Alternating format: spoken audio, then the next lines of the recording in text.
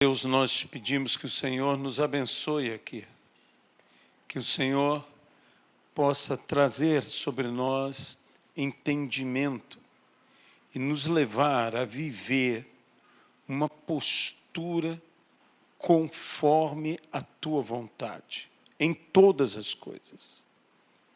No nome de Jesus Cristo. Amém e amém, Pai. Eu gostaria de convidar a você a abrir a sua Bíblia no texto que se encontra na primeira epístola do apóstolo Paulo aos Coríntios, no capítulo de número 14. E nós nos basearemos no versículo de número 3. Mas o que profetiza fala para as pessoas, edificando, exortando e consolando. Que Deus abençoe a sua palavra, no nome de Jesus Cristo. Paulo introduz esta narrativa falando que devemos seguir o amor. Ou seja, tudo que aqui o apóstolo Paulo está dizendo a nós é uma continuidade daquilo que ele falou anteriormente. Eu passo a mostrar-vos um caminho sobremodo excelente. E nos fala do amor. E tendo concluído sobre não a totalidade do tema, mas a exposição do tema que ele o fez inspirado pelo Espírito Santo, Paulo acrescenta: eu não apenas passo a mostrar um caminho, mas eu digo a vocês, sigam esse caminho. Não somente conheçam o caminho, não somente entendam a respeito do caminho, mas sigam esse caminho, como, digamos, um eco da palavra de Jesus, que disse: se vocês ouvirem as minhas palavras e as praticarem, então eis o caminho e sigam o caminho. E Paulo, então, falando sobre isto, diz: procurem. Neste seguir o caminho do amor, esse caminho sobremodo excelente, Paulo diz: procurem. Eu estou num caminho e neste caminho que eu sigo, eu estou procurando algo. Procurem com zelo, com empenho, com esforço. Procurem os dons espirituais, principalmente que profetizeis, o dom de profetizar, o dom da profecia. E é interessante que profecia, ela tem um aspecto e ela guarda uma característica para todos nós, que é uma característica que nós associamos à ideia de profecia, à ideia de predição. Nós entendemos que profecia, digamos assim, no seu caráter preditivo, é contar a história desde o ponto de vista de Deus antecipadamente. Isso seria uma profecia em todo o seu sentido preditivo. Às vezes a profecia, ela busca uma característica de resposta resposta a questões, respostas a problemas, a dificuldades, orientações. E, nesse sentido, a profecia é uma manifestação da inteligência de Deus em nossas vidas. A inteligência de Deus, porque a inteligência é a capacidade de solucionar problemas, de solucionar questões. Por problemas, não entenda que tudo é problemático, mas a capacidade de dar soluções. Isto é profecia também. E que nós precisamos do quê? Da inteligência de Deus, o que nós chamamos normalmente de a resposta de Deus. Quando Deus nos dá uma resposta, obviamente que nesta resposta existe uma solução. Existe algo que nos abençoará, que resolverá nossos desafios, nossas adversidades, nossas dificuldades e mesmo nossas necessidades. Por quê? Porque é palavra de Deus para nós. De modo que eu posso manifestar a profecia tanto num dom espiritual maravilhoso, como eu também posso manifestar a profecia na própria pregação, por ser ela a palavra de Deus. E eu estar falando a palavra de Deus, transmitindo a palavra de Deus, desde que possamos, como os homens santos do passado, como diz as Escrituras, que foram movidos pelo Espírito Santo e falaram da parte de Deus. Nós precisamos novamente sermos movidos pelo Espírito Santo para podermos falar indubitavelmente da parte de Deus.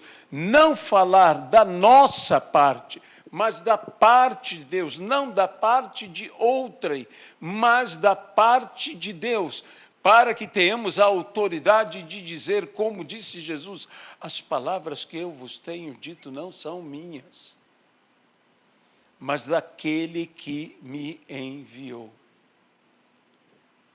Mas eu quero dizer que esse versículo em que Paulo explica de uma maneira majestosa, de uma maneira perfeita, o que é profecia.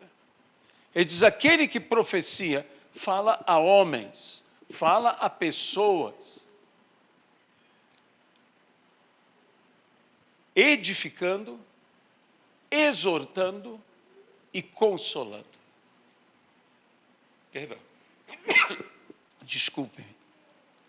Edificando, consolando e exortando. E devido a tudo que eu tenho visto e acompanhado, de tantas vozes que tenho escutado, de pessoas que eu reputo pessoas de Deus, há algo que me preocupa quanto uma palavra profética que está sendo ministrada, ou uma interpretação profética que está sendo ministrada em nossos dias. Porque a profecia deve edificar, exortar e consolar. Nunca, e eu friso pela terceira vez, nunca aterrorizar. A profecia não foi feita para aterrorizar. E mesmo que na profecia, e na palavra profética, e no texto profético das Escrituras, nós encontremos coisas terríveis, coisas avassaladoras, destruidoras. Isso não é para nos dar medo, Deus antecipa, nos fala do mal, para que nós nos preparemos para passar pelo mal.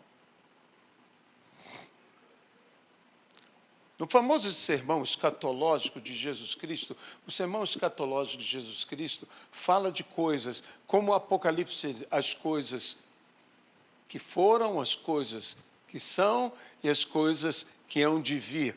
Muitas vezes a palavra do Senhor está falando de coisas que foram. Outras vezes a palavra do Senhor está falando de coisas que são. E outras vezes a palavra do Senhor está nos falando de coisas que hão de vir. Então, muitas pessoas tomam, às vezes, um texto, como o texto do sermão escatológico, e tomam uma parte que Jesus está falando das coisas em relação ao nosso tempo presente, que foram coisas que já se cumpriram, e elas falam dessas coisas como se ainda irão se cumprir. E uma das coisas que Jesus falou muito, mas muito, sobre o que aconteceria no templo do Senhor. Porque lembre-se que o sermão escatológico, ele segue uma narrativa de que Jesus estava no templo, que Jesus falou palavras duras contra os escribas e os fariseus. Jesus saiu, os seus discípulos ficaram tão apreensivos, eu imagino, com tudo que estava acontecendo. Eles não estavam acostumados a ver o manso e humilde Jesus falando tão veementemente, tão duramente, e eles começaram a perguntar coisas ao Senhor, e o Senhor começou a ministrar a eles, e especialmente o Senhor falou uma coisa sobre o templo mesmo, não ficará pedra sobre pedra, que não venha a ser derrubada. E diz, e quando isso acontecer, roguem para que não seja no inverno. Quando isso acontecer, ai das que estiverem grávidas. E Jesus disse para eles, fujam, subam os montes. Flávio Joséfo diz que na destruição de Jerusalém, apenas os judeus cristãos escaparam, porque eles se lembraram da palavra de Jesus Cristo sobre o abominável, que aconteceria no templo, e que aconteceu de fato. E não estou aqui discutindo questões teológicas e escatológicas, divisões diferentes, mas estou falando que, veja bem, aquela palavra era uma palavra perturbadora, aquela era uma palavra preocupadora, mas aquela palavra era uma palavra preparadora. Por mais dura, por mais difícil, Jesus não estava transmitindo um terror para os seus discípulos e apóstolos. Jesus estava orientando a eles o que eles deveriam fazer quando esta situação se apresentasse. E Deus, quando nos adverte, Deus está nos preparando, Deus nos está livrando do mal. E nós deveríamos dar mais atenção às palavras do Senhor e produzir em nosso coração, em vez de terror, temor. E com um coração que teme a Deus, e a Bíblia diz, temei a Deus e não aos homens. Eu poderia, sem medo de errar, temam a Deus e não o mal. Temam a Deus e não as circunstâncias. Temam a Deus e não as dificuldades. Temam a Deus e não as perseguições. Temam a Deus e não os problemas. Temam a Deus, porque o temor do Senhor é o princípio da sabedoria. Revelam que prudência é uma maneira de agir. com cautela e com sensatez, avançando em direção ao que eu tenho que alcançar, de modo que a profecia, ela me é entregue para que eu alcance o que eu preciso alcançar. E não para que eu me trave. E eu direi a você, há um termo muito usado, talvez não seja o melhor termo, mas cabe, que é o profeta do caos. E nós temos, infelizmente, em nossos dias, nas redes sociais, tantos profetas do caos, e cada coisa que acontece é o caos, e cada coisa que faz é um juízo de Deus, e cada coisa que acontece é Deus castigando. Meus irmãos, eu sei que Deus é Deus justo.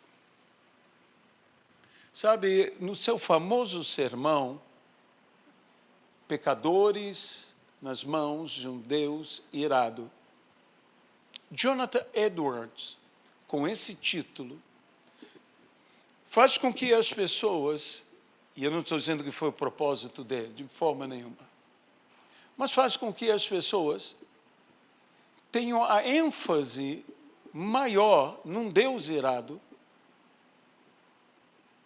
E quem pode escapar das mãos de um Deus irado? Quem poderá escapar da ira deles? Da ira do Pai, da ira do Cordeiro? Quem poderá escapar? Então, as pessoas não leem o sermão, vamos ser sinceros. Conhecem a história do sermão e conhecem o título. E elas começam a falar, mas o que magistralmente Jonathan Edwards mostra é que no final não há melhor coisa do que um pecador arrependido nas mãos de um Deus irado. É um sermão sobre a graça salvadora de Deus, a graça libertadora. Sim, sobre o juízo, mas que gera não terror, mas temor. E gera salvação. Ou gerou salvação. Convicção de pecados. Gerou salvação. É um sermão interessantíssimo. E eu aconselho a você, porque há na internet, você baixar e ler esse sermão. Faça isso. Vale a pena. Pecadores nas mãos de um Deus irado. Por Jonathan Edwards. Então, aproveite e veja realmente, você verá ali que ele não oculta dos juízos de Deus, mas ele também mostra que Deus maravilhoso, porque ele morreu na cruz para nos livrar de tudo isto. O que impede que a mão de Deus seja contra nós é a graça de Deus. E a graça de Deus existe porque existe o amor de Deus. Porque Deus amou o mundo de tal maneira que deu o seu Filho unigênito para todo aquele que nele crê, não pereça, mas tenha a vida eterna. Tenha a vida eterna.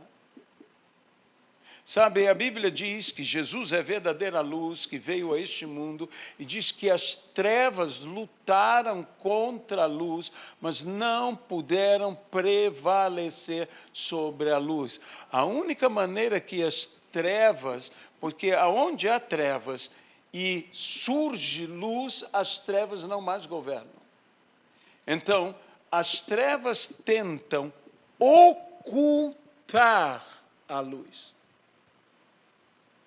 Porque o poder das trevas está em ocultar.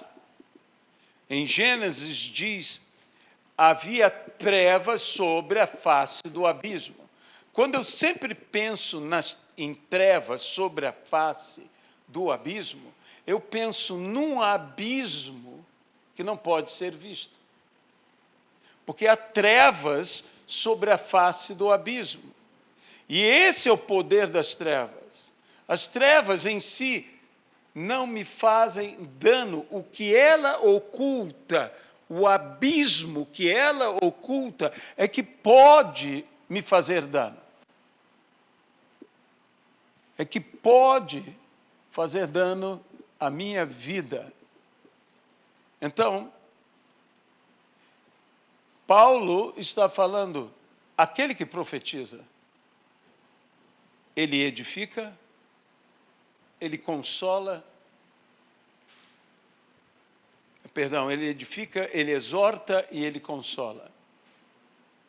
Quando eu edifico, eu estou construindo, eu estou estruturando, eu estou fortalecendo, eu estou capacitando para que tudo possa não somente prosperar no sentido de ser eficaz, de alcançar o seu propósito, mas prosperar no sentido de se manter.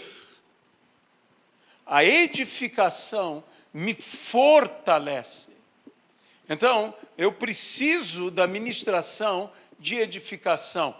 Na famosa parábola dos 2 fundamentos, diz que veio a chuva, transbordaram os rios, e os rios deram contra a casa, e não puderam derrubá-la. Ser edificado, a primeira coisa que eu tenho que compreender é que eu tenho que saber onde, sobre que base eu estou sendo edificado.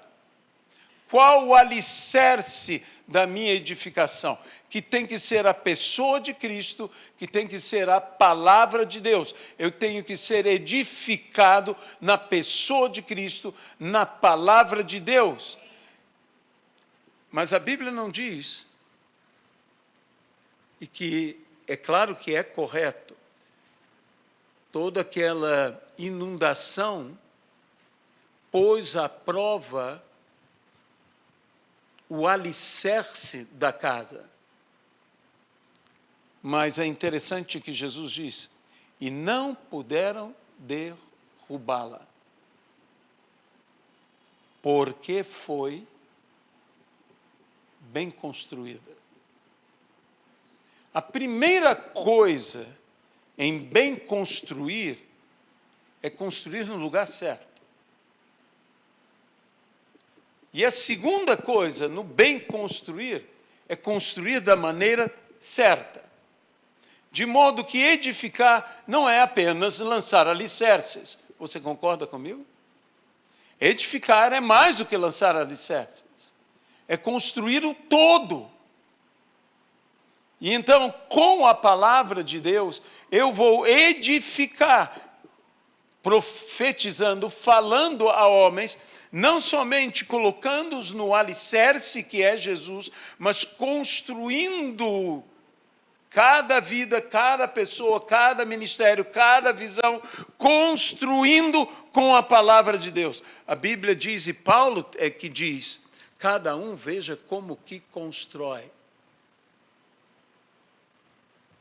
Porque tudo será provado. Aí, novamente, a construção vai ser provada. E provada pelo fogo. E a Bíblia diz, eu passarei pelo fogo, passarei pela água, e não sofrerei dano algum. Se o quê? Se for bem construído. Se for construída com os elementos certos. Paulo diz, se você constrói com... Você pode... não me ache herético. Mas se eu construo em cima do alicerce certo, com material errado, será que dará certo? Por isso que nós não podemos usar qualquer doutrina, nós não podemos usar sabedoria de homens, sabedoria animal, sabedoria demoníaca, nós temos que usar a sabedoria de Deus. E a sabedoria de Deus se alcança com temor a Deus, que é o princípio. Se não houver isso, nem há sabedoria. E que nós precisamos desse agir de edificação dentro da igreja. Mas deixe-me ir um pouco mais além. quando exortamos.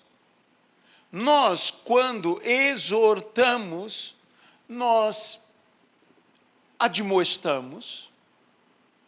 Exortar, a primeira coisa que vem à minha mente, eu não sei a tua, é a ideia de ser admoestado.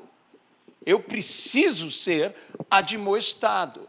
Eu preciso ser até confrontado. Eu preciso ser...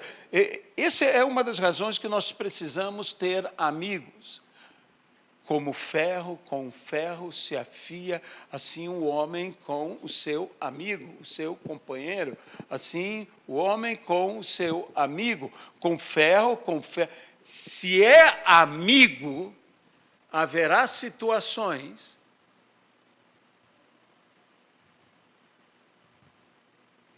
que ele irá amolar. Porque afiar é amolar. E, às vezes, ser admoestado, confrontado, amola.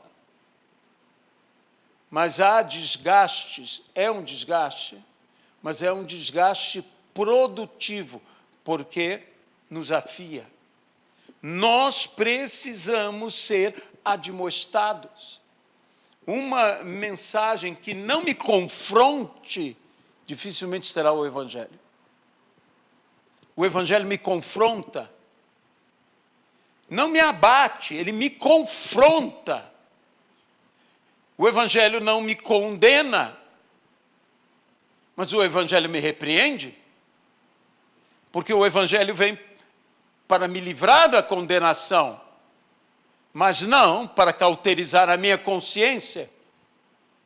Ao contrário, o Evangelho, ele aviva a minha consciência e eu preciso chegar a um ponto de ser tão bem admoestado pela profecia de Deus que eu possa dizer, como o apóstolo Paulo, em nada me acusa a consciência. Aleluia!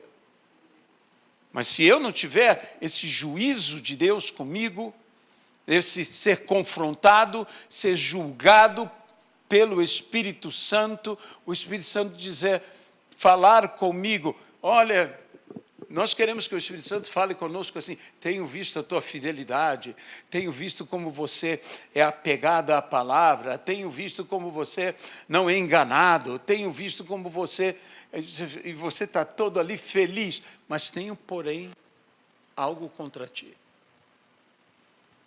Esse tenho, porém, algo contra ti é tão amoroso quanto tudo que o Senhor está dizendo que tem a teu favor. E talvez seja até mais amoroso, porque o Pai repreende aos filhos que Ele ama.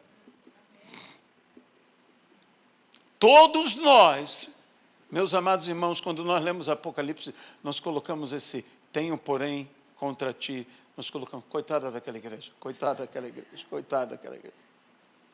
Mas, na realidade, eu posso trazer isso para a minha vida. Tenho, porém, contra ti. Senhor, o que o Senhor tem contra mim? Eu quero me acertar em... A Bíblia diz, acerta-te, como eu gosto desse texto, enquanto é tempo. Enquanto há tempo, vamos nos acertar. Vai acertar com o seu irmão, mas eu quero me acertar também com o meu Senhor. Eu quero acertar, eu gostaria de propor, até mesmo que nós, em nossas orações, pudéssemos dizer, Senhor, admoesta-me. Com todo o seu amor, mas admoesta-me. O que o Senhor tem contra mim? No que eu errei contra o Senhor? Davi sabia que isso era algo tão real que disse, absolve-me, Senhor, até das que me são ocultas. Porque tem erro que eu nem sei que fiz, mas eu fiz. Admoesta-me, Senhor, revela-me, para que eu confesse e seja perdoado. Porque se confessarmos os nossos pecados, Ele é fiel e justo para nos perdoar os pecados e nos purificar de toda a injustiça. Ele nos encoraja exortando. Ele não somente ele admoesta, mas ele encoraja. E quando ele encoraja, ele estimula, motivando. Às vezes, o que nós precisamos na nossa vida é um grau de motivação. Temos que ser, se somos profetas, e todos devemos ser profetas, e quisera eu, disse Moisés, que toda a nação fosse de profetas, temos que ser motivadores. Não esses motivadores que hoje nós temos, que motivadores da alma. Nós temos que ser motivadores de Deus. Nós temos que trazer, através da palavra de Deus, a motivação, o encorajamento. Nós temos que dar, e que seja a nossa palavra profética, o estímulo que todos precisam. E ainda diz, consola. E, meus irmãos, essa é a parte talvez mais interessante, porque ela se contrapõe tanto a essa mensagem do caos, essa mensagem de um Deus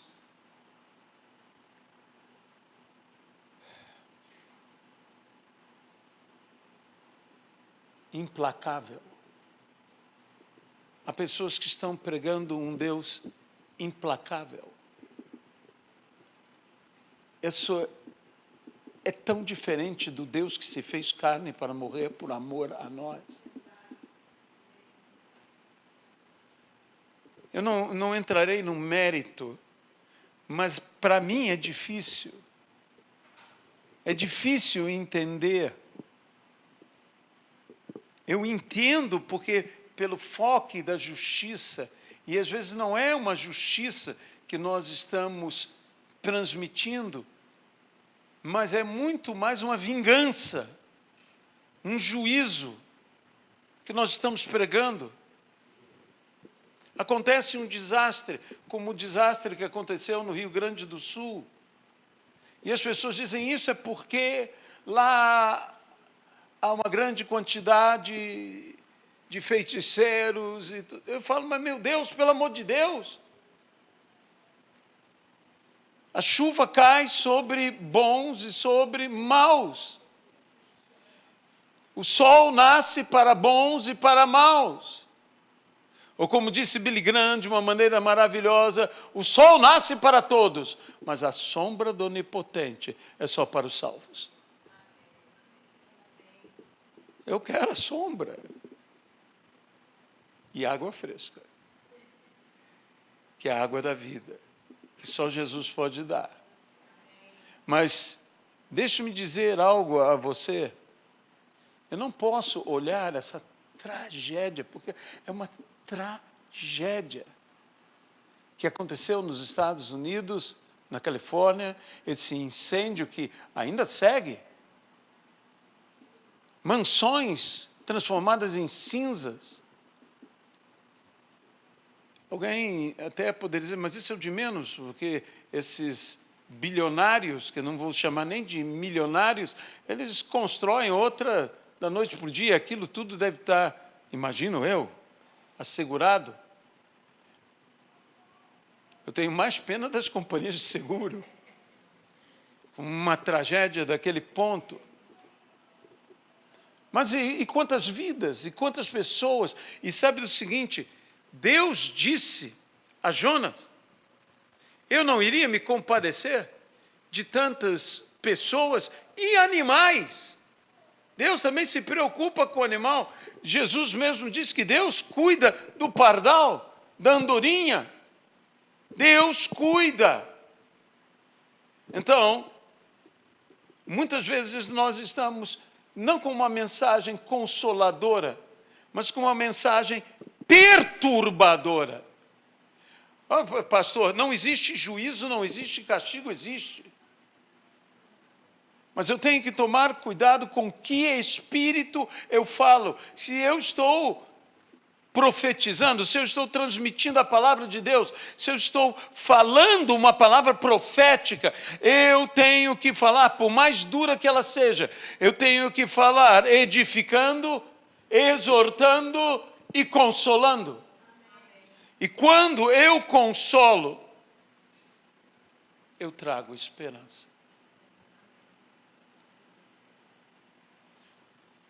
Uma palavra que traz desespero e não traz esperança não é uma palavra de consolação. Quando eu consolo, eu trago esperança, e junto com a esperança eu trago ânimo.